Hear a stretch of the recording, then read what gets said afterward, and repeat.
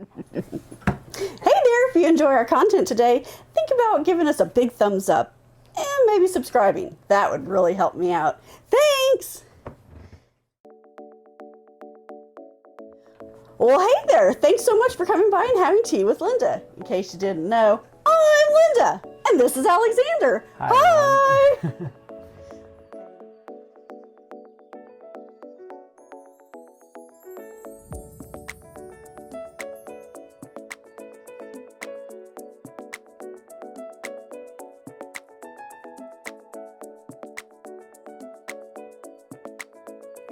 So, Alexander, what kind of tea did you pick for us to have today? I think today we picked the Emperor Chai, if I'm not mistaken. Is that what this is?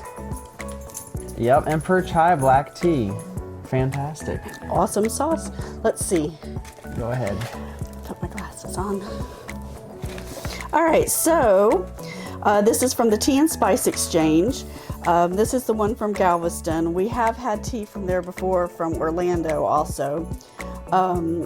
This is an incredibly aromatic version of an ancient tea blend that includes cardamom, cinnamon, and other spices. Steep with water and milk for a satisfying flavor. Our ingredients are, and everything's organic, I'm just going to say it the once though, organic black tea, cinnamon, ginger root, cardamom, black pepper, and clove. This one was not as expensive as the others. The other packets this size were $7.19. This one was only $5.89, so woohoo. That's a great price. It's one tablespoon, 8 ounces, 200 degrees, 5 minutes. All right. 200 degrees? Yeah. So our water will be a little bit hot, but that's all right. Oh my goodness, I was thinking Celsius. I was like, wow, that's really hot. Yeah, no. No. No. Oh, that's very cinnamony. Ooh, that smells really good.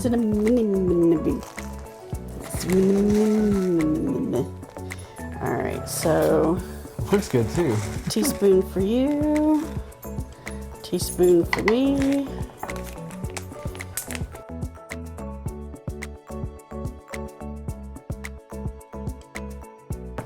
You put the lines in? Yeah. Oh, that's so brilliant. Well, you know, every now and again I do something smart. All right. Oh, that's really good. And we'll do it there so it can steep. Hey Siri, set a timer for 5 minutes. 5 minutes. Counting down. All right. So here you can take a look at what it looks like in the package. Honestly, it looks kind of like mulch. But it smells not like mulch. No, it smells really good. It's very cinnamony. And then you get the underhint of the cardamom. But yeah, it doesn't look like there's a lot of tea in this at all. Is the little black clumps of tea, you think? Yeah, the little black things are the tea Okay. leaves, but it looks like there's a whole bunch of all the other potpourri instead. So many of y'all, if you've been watching the channel for a while, may remember Alexander back from some of our very, very first early videos back before we really figured out what we were doing. So he has been off getting smart, off at college, and then he has just returned from Greece for a little while. So yay, we're happy to have you back. I'm happy to be back. Awesome sauce. Tell us about some wonderful things from Greece. Oh man, well, Greece is fantastic. It's a beautiful country. The people there are super friendly. It's partying every night basically, and also you get to go out and visit the farms and get to learn a little bit about the land and things like that. I went outside the tourist season, so I wasn't. But you have family there. Yes, I do. So even if you went during tourist season, you'd still have your family be able to take you to the places that are touristy. But, you know, when it's during tourist season, a lot of people in my family, they're working because they're either working in the hotels or they're tour guides or they're working at the beaches. So the farming seasons in Greece typically happen outside of the tourist season. So in the spring and the winter, all that time, they're working. There's some people who farm full time, but a lot of people do farming outside of the time that they do the tourist work. And so what is farmed?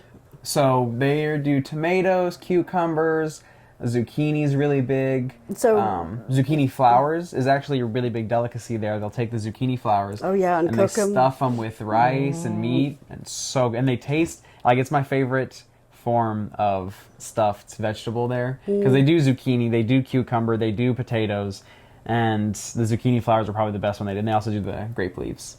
Oh, I love the grape leaves. And oh my gosh, it's so good. But the best is definitely the zucchini flowers. But yeah, they do zucchini, they do cucumbers, they do grapes. Grapes is really big, of course. They have a lot of olives. Potatoes. Oh yeah. So from the time the olives start to be ripe till the end of February, it's basically you go out and do olives every day. So like my cousin has like 500 olive trees. Oh, wow. That they have to do in the season.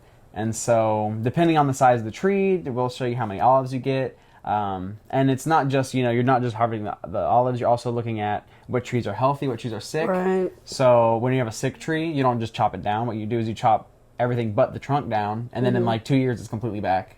It's crazy. Yeah, you cut off the dead parts, the bad parts, the diseased parts, so that it can regrow. But you leave nothing. Like, it's just like a trunk. Yeah. Wow. I was super surprised by that. And to do they used to do the olives to harvest them. They'd whack the tree with sticks and to make the olives fall down, right? And then they put nets on the ground. And so the nets catch the olives, and then at the end you lift the nets up, you get all the olives in one spot, you put them in a bag. Yeah, that's how they do pecans. Is it? Well, they put it down and they shake the tree. They shake the ever-living crap out of a tree so that the ripe pecans fall off. Yeah. Well, the olives they're a little more stuck on there. So if you shake the tree, it ain't gonna do much. Also, I think you'd break the tree because olive wood's very soft. Right. And it's really good for making things with because it's so soft, easy to carve. Yeah, easy to form. it's wonderful wood. Yeah, but it's like if you shook the tree, you'd break the tree, I'm sure. So you just take these long sticks. At the end, they have these two balls that have a bunch of spikes on them that spin. And you put them in the tree and it goes, and then the olives just fly everywhere because it knocks all the olives out of the tree. Oh my gosh. It's actually really fun to watch and to be there for. You'll be walking around, you hit in the head of the olive, you're like, oh, an olive hit me in the head. It doesn't hurt nothing. Interesting. Very interesting. Yeah. And fresh olives are absolutely terrible. Do not eat them. They're not. Really? No, you don't eat fresh olives. They have to be They have to ripen up. Well, it's not that they're ripened, you have to pickle them. Like, really? what they do is they put them into a brine for about 3 weeks. After 3 weeks, they're ready to eat. But before that, I mean, you can eat them. It might give you a stomach ache because of how bitter they are. But they have to ferment. But yeah, they have to ferment a little bit, and it makes them a little bit softer, and it gets rid of the bitter flavor and brings out like the olive flavor that you know.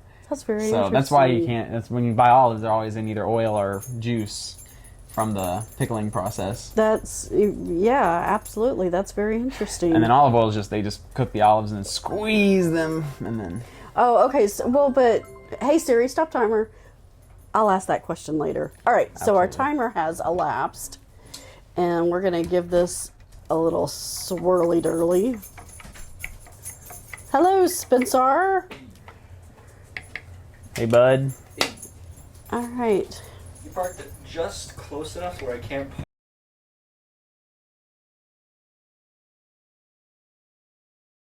So, all right. I really was here for just the good old-fashioned teapot, bags, and the bottles. And Yeah, things like when this. like I said, when we didn't know what we were doing. All right, so here's your cup of tea. All right. Cheers. So color-wise, it looks like a raw honey color. The smell is amazing. You don't even have to get your nose on it because you can smell it, and it has that wonderful, Smells like Christmas. marsala chai smell to it. It smells like Christmas. Yeah, I won't go that far. There is, it's not clear. There is particulate in it.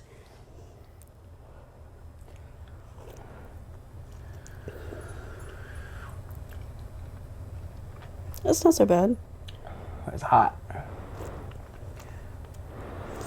That's a little too cinnamon for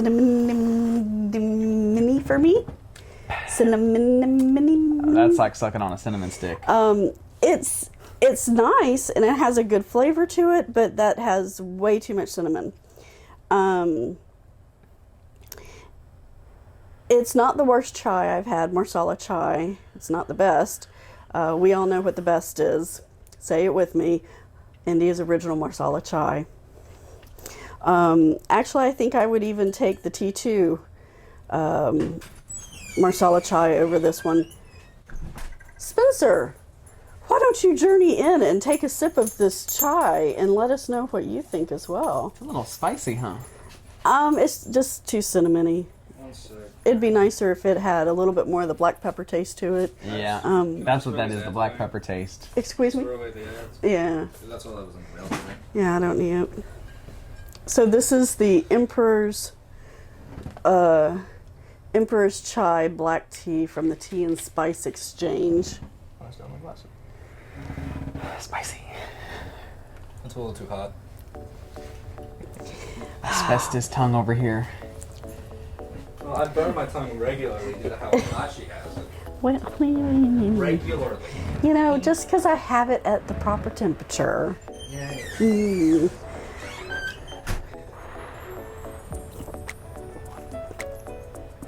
Yeah, even cooking it on the cooktop with the sugar and the milk, I don't think would make it any better.